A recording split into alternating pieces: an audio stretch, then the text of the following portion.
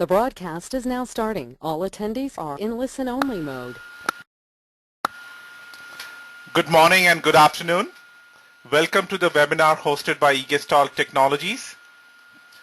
The topic of the webinar today is how to do security risk analysis and management, demystify, understand, and implement.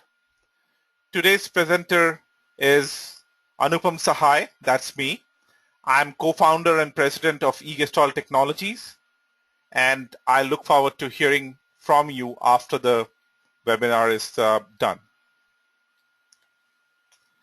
The topics that we will cover today, I will first define what does security risk analysis mean and why is it critical to do security risk analysis for any organization. What are the different elements that comprise security risk management and how to do it in terms of number of steps that are involved.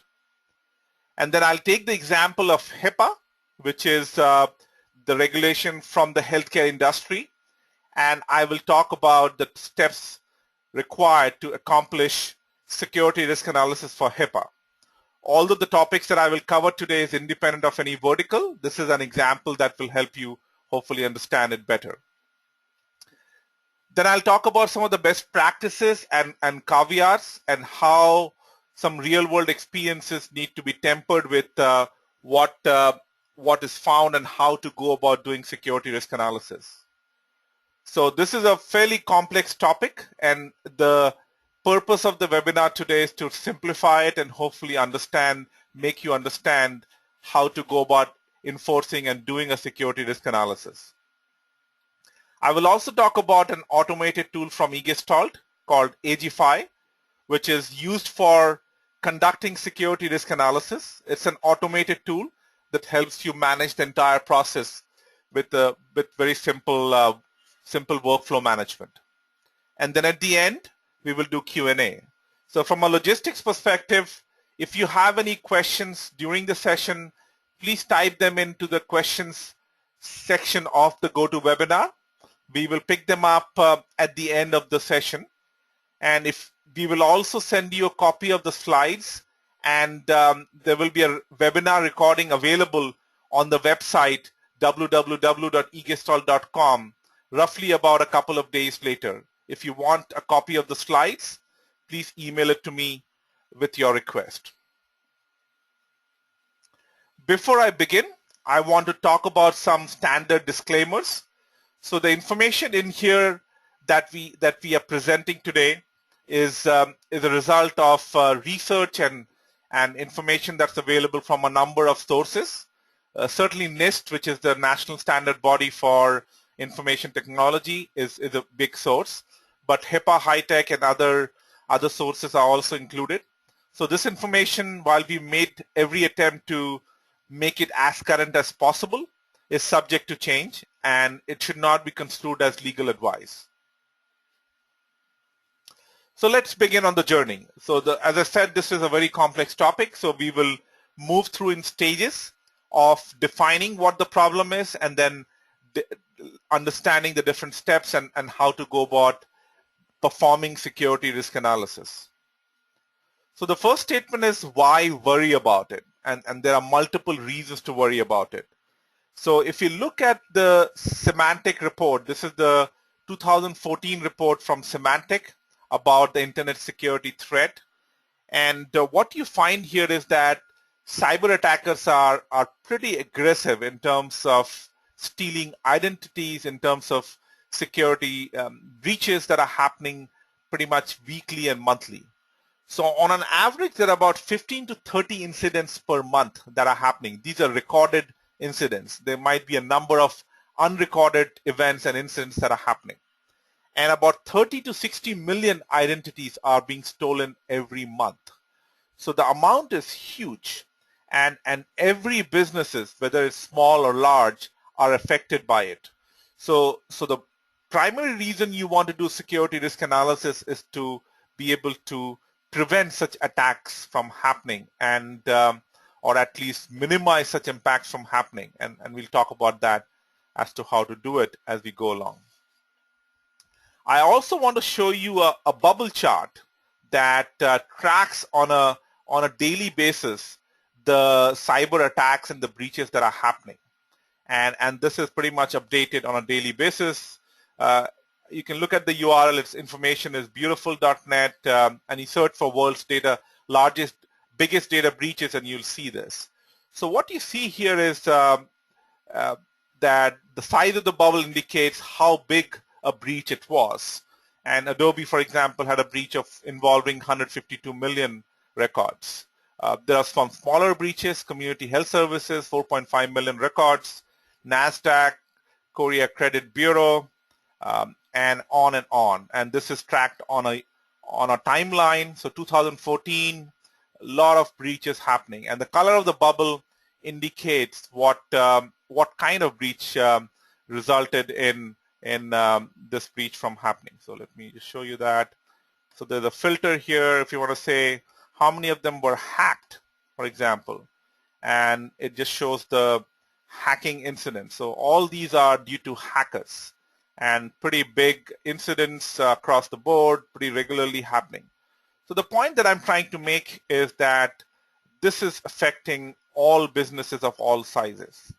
And the irony of all this is that this is actually very easily preventable. So if you look at the breach, if you do a postmortem of the breaches, for the breaches that are known, you find that a number of these breaches are happening certainly because of hacking. It could be because of some passwords being stolen, because of malware, or some privilege misuse. So there are different reasons for the from these breaches for these breaches to happen. And a lot of these breaches are happening because of insiders as well.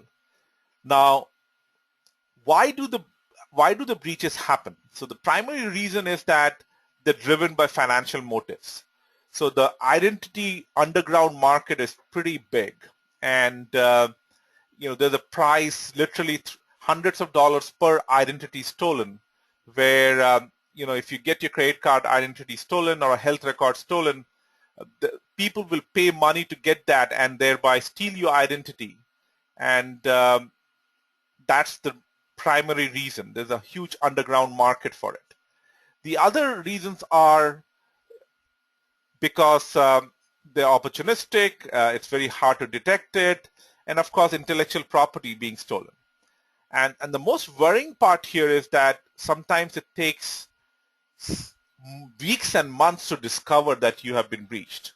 So, and 70% of them were discovered by external parties.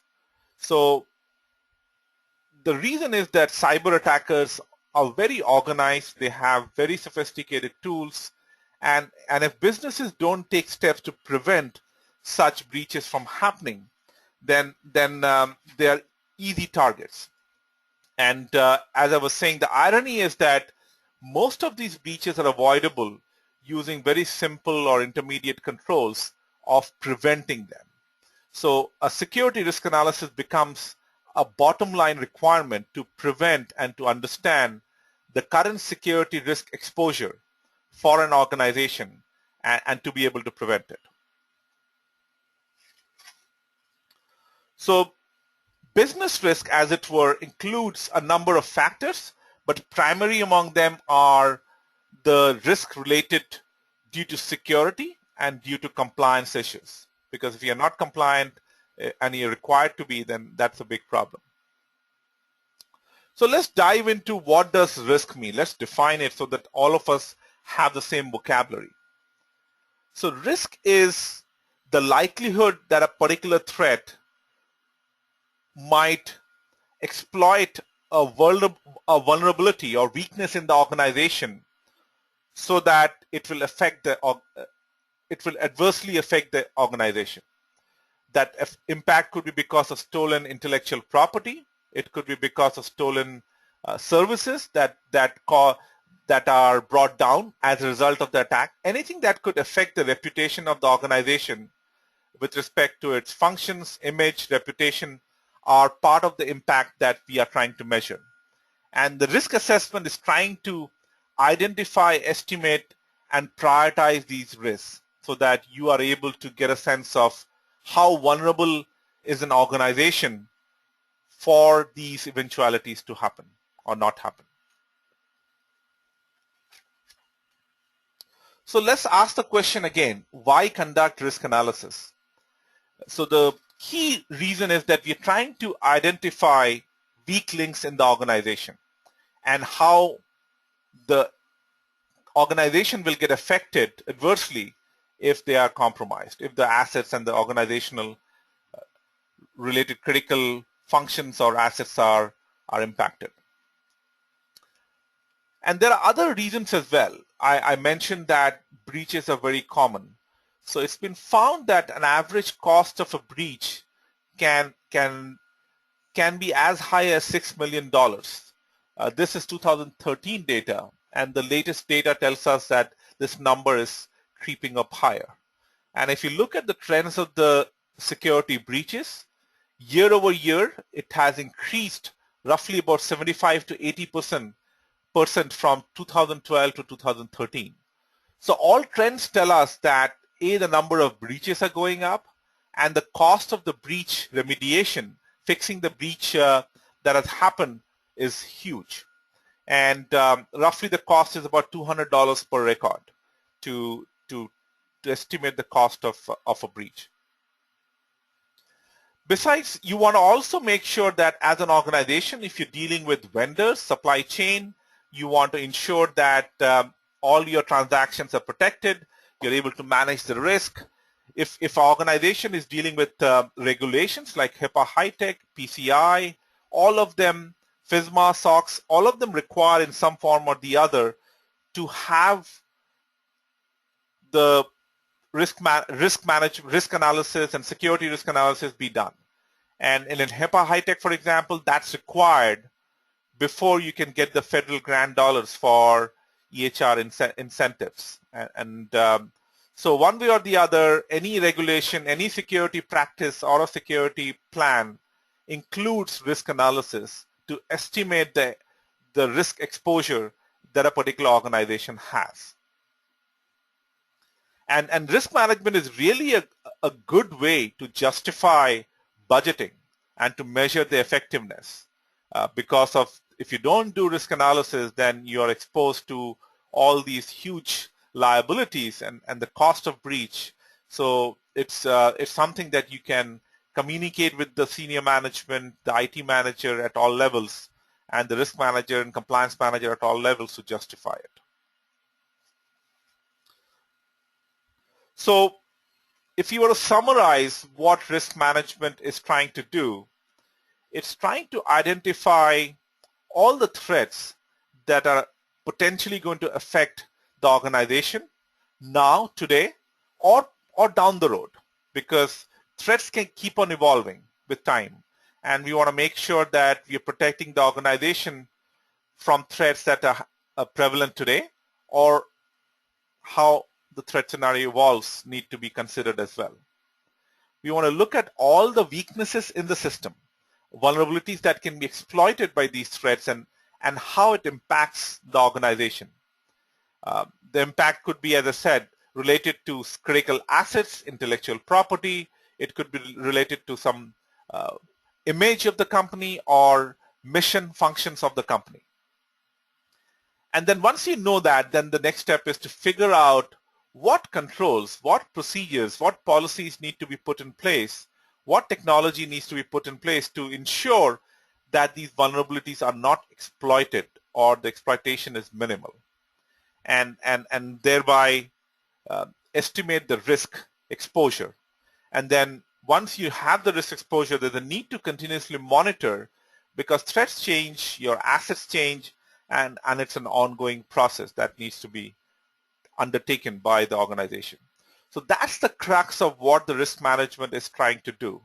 It's trying to estimate the risk exposure by looking at threats, vulnerabilities, controls that affect the organization, and monitoring it continuously through some means.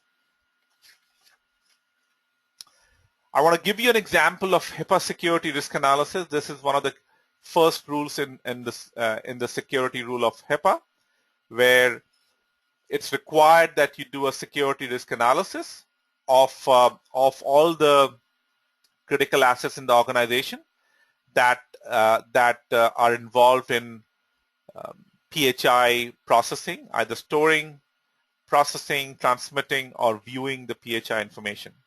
And similar examples are available from any other regulation that you can think of, whether it's PCI, FISMA, SOX, GLBA, SANS 20, etc., etc.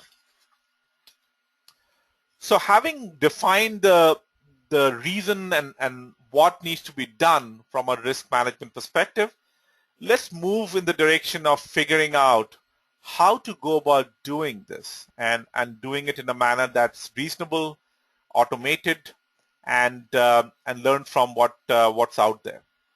So first, let's talk about what are the different approaches to doing risk management.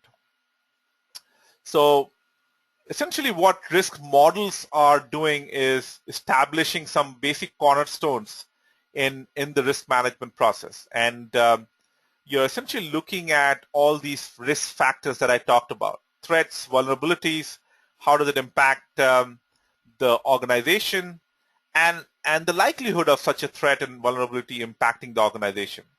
Those are the set of factors that really you're worried about.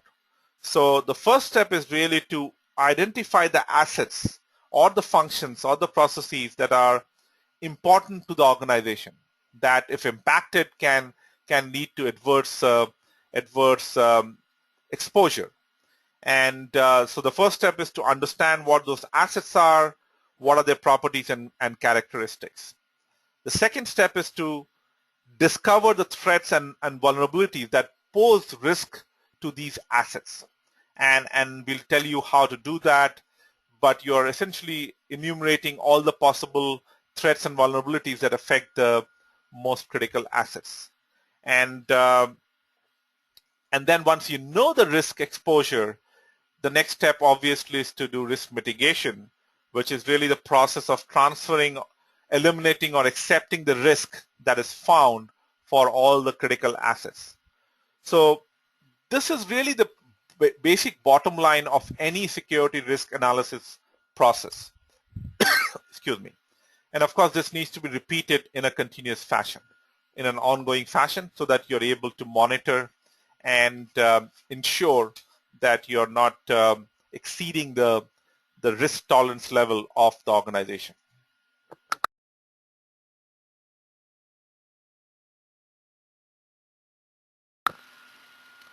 So let's jump into some of the risk factors and discuss it threadbare.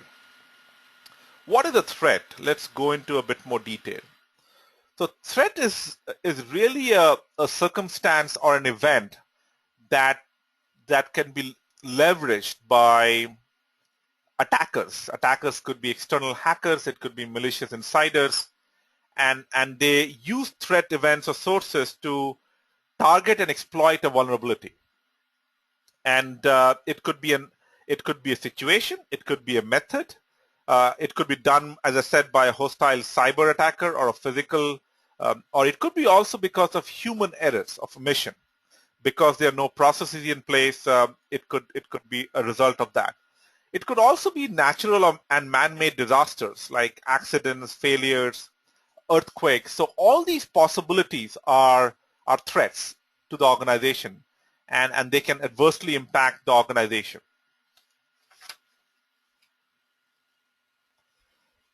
Let's talk about vulnerability and predisposing conditions. So the vulnerability is really a weakness in the system. It could be a weakness in the technology. It could be a weakness in the processes. It could be a weakness in the procedure or the implementation of a policy. Anything that can be exploited by a threat source to cause harm. And the predisposing condition really includes anything that a particular asset that is critical to the organization being predisposed to being attacked. So for example, if you're in an earthquake zone, then there's a natural proclivity or a natural predisposition for the organization to get impacted in case there's a big earthquake. Or for example, if you have an asset sitting on the internet versus sitting inside the firewall, chances are that you'll get more easily attacked if you're sitting on the internet. So there are some predisposing conditions that lend itself to being attacked or compromised as a result of that.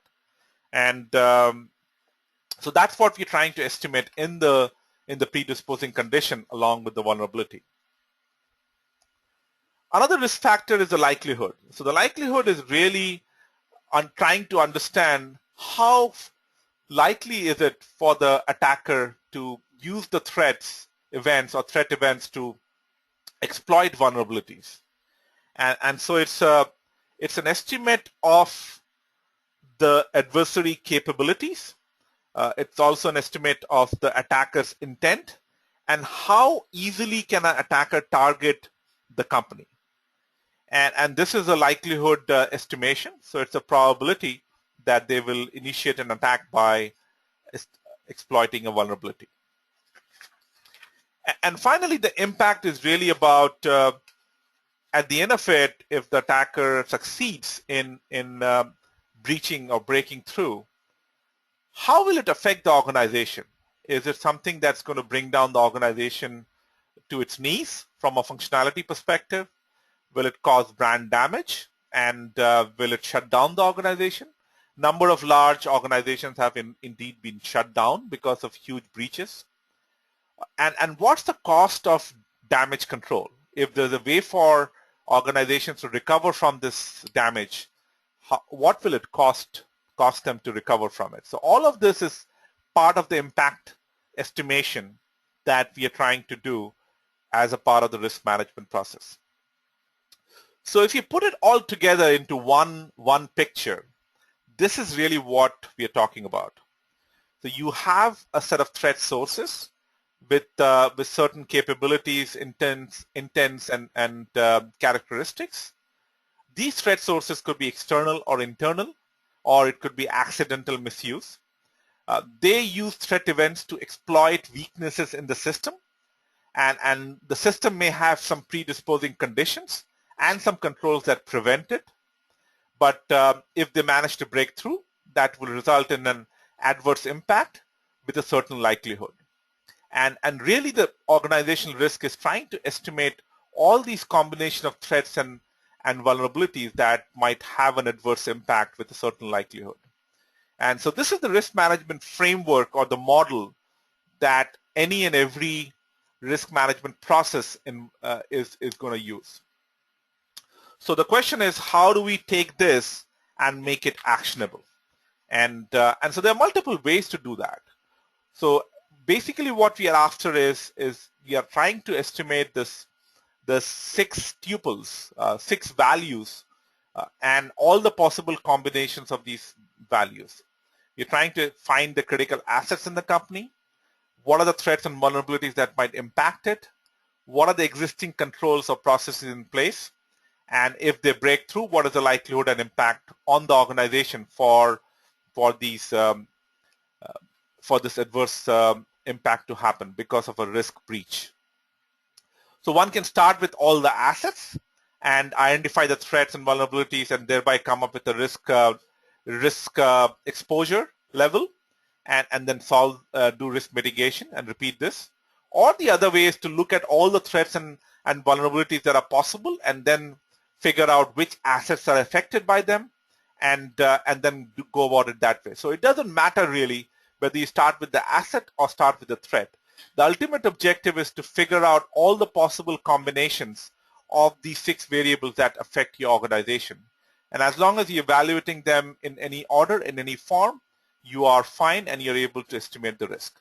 So as you can see, this is not a simple task. And to understand all these possible combinations need some thinking and some automation tools to help you. And thankfully, there are a number of such tools available. We'll talk about that. But let's break it down into a series of steps that are required to accomplish risk analysis.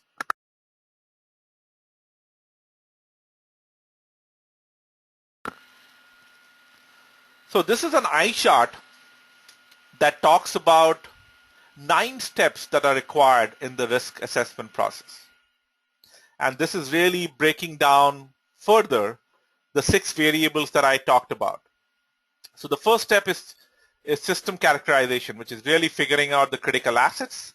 Then you're trying to identify the threats, which are potentially going to be attacking the organization. These threats will be using vulnerabilities to attack or compromise the assets. These assets might have controls that mitigate some of the risk exposure, and there's a likelihood impact assessment that needs to be done to figure out which assets are more critical to the organization versus the others. So you come up with a risk score as a result of that, and that will tell you some mitigating steps, which will be recommendations that you need to follow to either minimize risk or to accept the risk level for certain cases if you want to live with certain risk exposure. And repeat this cycle essentially at the end of it.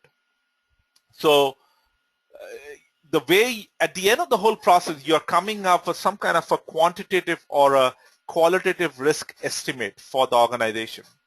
And the quantitative way of coming up with a risk score is really to look at assets star, impact star likelihood, and the value that you come up by adding up all the possible combinations of threat and vulnerabilities that might affect the asset, and creating really a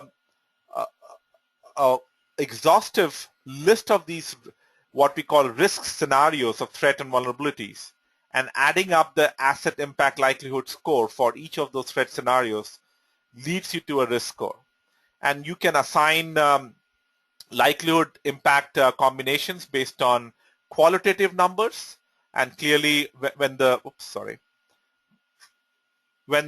likelihood and impact is very high on both sides, then that's a bad thing. When you have a likelihood and level of impact to be very low, that's a good thing, and there are different areas of combination based on the values that likelihood and impact can happen. So you're trying to estimate all the possible threat and vulnerability scenarios that might affect the organization. You can also assign quantitative score through the threat matrix.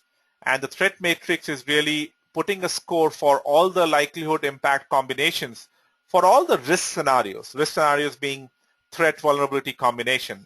And if we add up all the threat risk scenarios and use the threat matrix to estimate the likelihood impact scores, again, you'll come up with a quantitative score, which can basically be categorized into high, medium, low.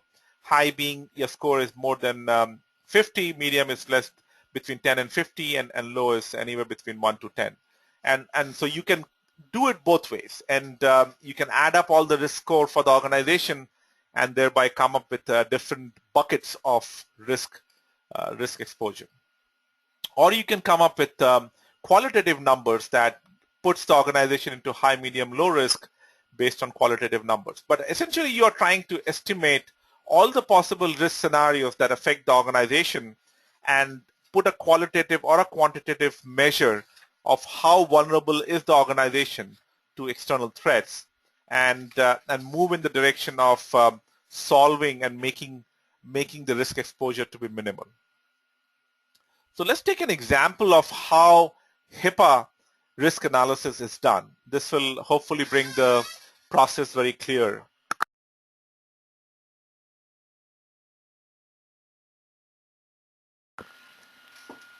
So the first step in HIPAA security risk analysis is to first identify all the assets, all the systems that are creating, receiving, maintaining, or transmitting PHI information. PHI stands for patient health information or protected health information, depending on what you prefer. So the first step is to identify all the assets that are involved. The second step is to identify all the potential threats and vulnerabilities that impact the organization, that impact the assets. And once you have that, you have the risk scenarios that potentially affect the company or the organization. The next step is to assess all the controls that are in place. And HIPAA has some built-in security measures that are required by the law. So you essentially are trying to assess which of those security controls are in place and if they are adequately in place or not to mitigate or deal with this risk scenarios that were evaluated in step 2 and step 3. And then once you know the different assets, the threat scenarios, risk, and the controls that are in place, the next thing is to find out the likelihood and the impact of these risk scenarios from exploiting the assets. And that's an estimate that is specific to an organization.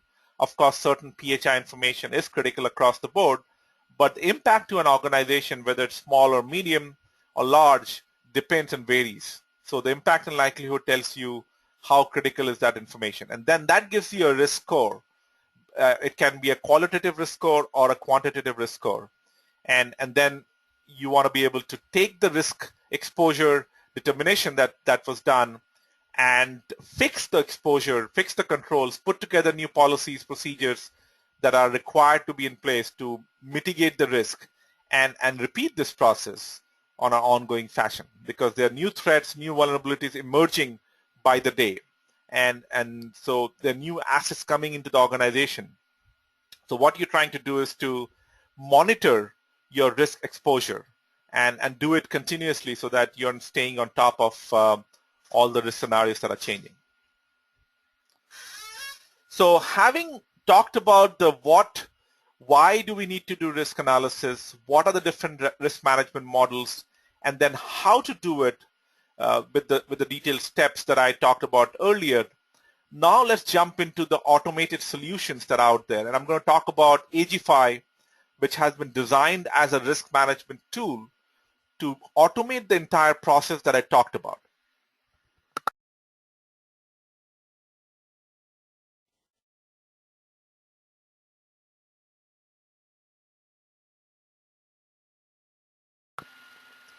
So Aegify is a subscription solution. It's cloud-based, and it takes care of all risk, compliance, and security monitoring issues. It's got support for a number of built-in frameworks. It can do security scanning and, of course, risk management. And it automates all of this using an expert systems technology that minimizes the effort from the end user or the IT manager who's implementing this. And it's got a complete knowledge base of policies, standards, and agreements that are required to become secure, to become compliant. So it's a one-stop solution that takes care of all of your risk, compliance, and security needs. And it's subscription-based, so you can add services, add users, add devices as you go along, and it will automatically take care of monitoring your risk, compliance, and security status. There are multiple editions. There are 3 product editions depending on the business size. There's a free community edition as well. By the way, you can download that. You can look at what the tool does. It has some, it pretty much is the same tool as the large fully paid edition, except for some minor restrictions on the number of assets you can scan. So it allows you to get a taste of what it would be to automate and to get if you want to get a quick estimation of your risk exposure, I suggest you download the community edition and play around with it. So from a IT management and a risk management professional, what you get from Aegify is a complete security and compliance management tool that allows you to manage your entire process through complete automation. And you can involve others in the organization, but you can stay in charge and have a real-time dashboard that allows you to monitor what's going on. You can manage risk of your organization. From a healthcare HIPAA perspective, you can generate meaningful use reports that is required for getting the federal grant dollars. And to get the meaningful use assessment done, you need to do risk analysis, which a tool does. And all of this can be done remotely. Everything that we do from the Aegify automation perspective is remotable. So you don't need to be on every location or don't need to be on the customer side to offer these services. This is all remotely done. And you can not only manage your own internal risk and compliance and security needs, but if you have vendors, that you are worried about, the tool will also automate the vendor management process. And this is what the process looks like, and I won't spend too much time on it, but all I would say is that the entire need for continuous monitoring of risk, security, and compliance issues is built into the tool. The tool automates the process of initial estimation, which we call baselining. It guides you through the remediation process so that it tells you how to fix the problems that are found. And it doesn't assume that you have any domain expertise. It will use an expert system to scan the network to figure out what your assets are, how vulnerable they are, and then we will pre-populate the threats that are potentially possible for those assets that are critical to you. And we will guide you through the remediation process. And then at the end, you go back and do a reevaluation to ensure that all the threats and the risk has been minimized. And then if you want to reassess or schedule another cycle to monitor your exposure on an ongoing basis, you can also do that using the tool. You have access to a real-time dashboard that gives you the real-time security compliance status at any point in time, and you can generate all reports that you need to either meet the audit requirements or use it for internal auditing purposes, to create an audit trail, etc., etc.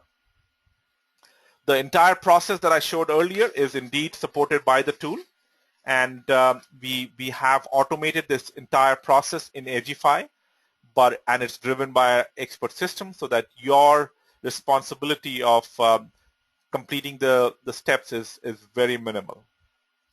This is what the dashboard looks like. It gives you at any point in time, in real time, all the critical assets that could potentially be under attack. It allows you to look at risk scenarios that you need to manage, and so you have different ways to analyze the information so that you have complete visibility and you're in control of where to spend the money to get the maximum ROI. So you can do what-if analysis, all the possibilities can be evaluated. The complete risk management model is implemented in the tool, and we completely automate the whole process. As I said earlier, we will discover all the assets that are found. We will map it to a threat database that might affect these assets. So your effort in getting the risk assessment done is very minimal.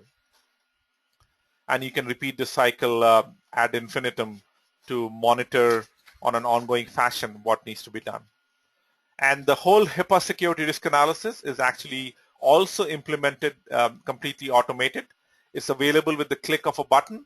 It goes through all the steps that I talked about with respect to discovering assets, identifying threats and vulnerabilities, and determining the risk because of the likelihood impact of a particular risk scenario. And you can document it, you can review it in an ongoing fashion, and you can automate the whole process for HIPAA risk analysis or for any other regulation. Or if you just want to do a risk assessment which is independent of any regulation, that's possible as well. This is what the dashboard looks like. I want to give you a quick flavor of the tool so that if you want to understand how the process works, at any point in time you have access to your risk exposure in real time. By the way, you can also download a free community edition tool that I said from www.egestalt.com, and you can download the tool and play around with it as well. The assessment process that is built into the tool is very simple. It's wizard driven. Excuse me. You'll be asked certain yes or no questions to deal with any risk scenarios that and regulation related requirements. You have access to you have the ability to upload evidence to prove that you have indeed followed the requirements, and there are policies and procedures that are available to you with the click of a button that will explain to you what is expected for meeting the requirement. There's a complete policy management portal available in the tool, and the tool comes pre-packaged with a set of policies for different regulations. And if you already have a set of policies, you can manage it and replace what's built in. Otherwise, you can use what's provided in the tool. There are template documents. For example, here the BA agreement document required for HIPAA is available to you. You can use it as it is, modify it. That's up to you. There are built into the tool a complete knowledge base with best practices that tell you how other industry players do this, how other organizations are following the requirement for the regulation. It also tells you what are the implementation guidelines. It has lots of charts to guide you through the process. It tells you the top 10 issues that are affecting you. And not only that, it'll tell you how to fix the problems. So you can generate reports or click on the links here that will take you to the places where you can fix it. It'll also give you time estimates to fix the problem. So it's got pretty much anything that you would need to manage, to assess and manage your risk, security, and compliance issues. There is a what-if analysis. It tells you what are the top risk scenarios, what are the most critical assets, what are the controls that are missing, and so you have complete visibility. You can play around with different scenarios to maximize your ROI so that you can focus your effort on resources or controls or assets that are most critical and most impactful. And then at the end of the day, you can generate a report on compliance that tells you exactly where you stand today, and you can keep generating this. This becomes a proof of your compliance for any audit purposes, for external audits, internal audits. You of course have a lot of information in the reports which tell you about your internal exposure, risk exposure, compliance levels, etc. And also tells you about the vendors that you work with, how compliant they are, how risky they are from a information sharing perspective, so that you can take steps to fix the problems that are found. So in closing, just to recap, what we covered today is a very complex topic of security risk analysis. And what I've tried to do is to break it down into smaller chunks of knowledge related to why the need for doing risk analysis, what does it mean to do risk analysis, and then how to go about doing risk analysis. And then we looked at Aegify as the automated tool to perform the risk analysis, essentially using a completely automated workflow management tool. So in closing, what I would say is that if you have any risk, security, compliance issues, you can look at Aegify, but it's critical that you do risk analysis. And risk analysis is critical for any organization, whether they need to follow HIPAA compliance or PCI compliance or FISMA compliance or not. Risk analysis is required as a bottom line to security harden your organization, to understand what your risk exposure is so that you can deal with it, you can fix the problems that are found, and of course it's also required and mandated by all the compliance regulations. And it's also important to manage not only your internal risk as an organization, but also vendor risk. And of course, you need to do risk analysis to, for example, get the federal grants for HIPAA, for proving meaningful use. And again, Aegify will take care of all that automation needs. So if you or your service provider wants to learn more about Aegify, please let us know. Please go ahead and download the community edition of the tool, and we can also set up a call with you to demo the tool if you are interested. With that, let me pause here and see whether there are any questions that you may have.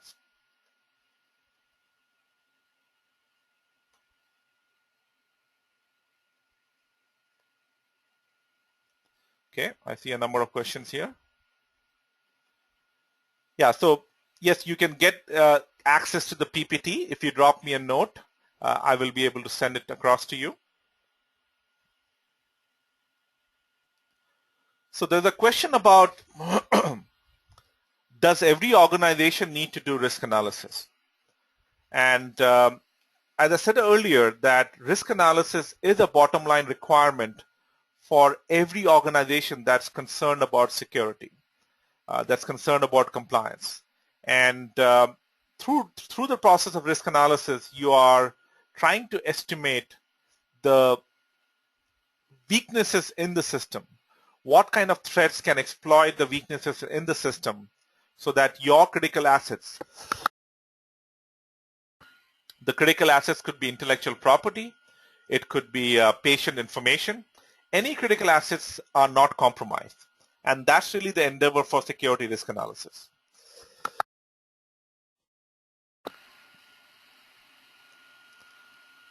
Please type in your questions if you have any questions about the presentation.